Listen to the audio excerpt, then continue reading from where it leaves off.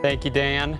It was so rainy yesterday. My parents even joked that they wanted to put on the fireplace and kind of hang out at home. Emma, what is the weather like today? Because this is crazy. Tulsa ended up hitting a daily rainfall record yesterday, and I'm sure a lot of folks can attest to that. We saw so much of that, over 3 inches of rain. That's what we saw yesterday. Now we're really continuing to climb there for the month of July, because why not? You know, we had April records, May, June, and now in July. So currently waking up still to some rain on our radar, but not for everybody. Currently holding strong there along and south of I-40 with occasionally pockets of heavy rain. Unfortunately, this hasn't moved at all in just the past couple of hours, just continuing to stay over similar locations. That's why we have some flash flood warnings going on, mainly closer to that Red River. Tulsa, we were seeing some drizzle. We're going to continue that trend with lots of cloud coverage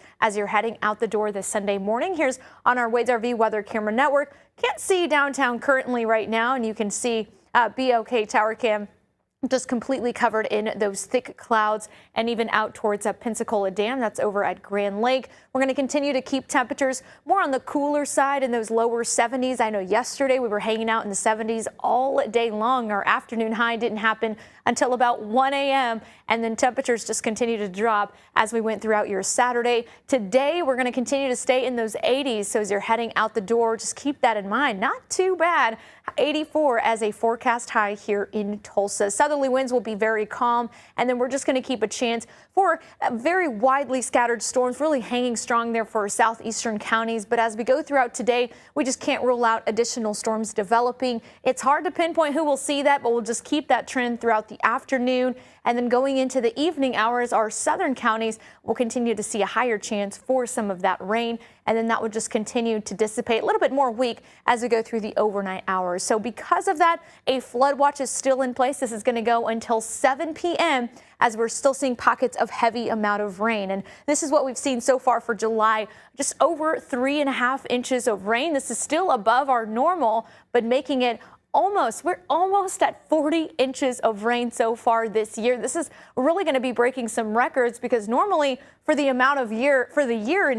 whole year, we are typically around this area, and we're already in July. We still have a couple months to go.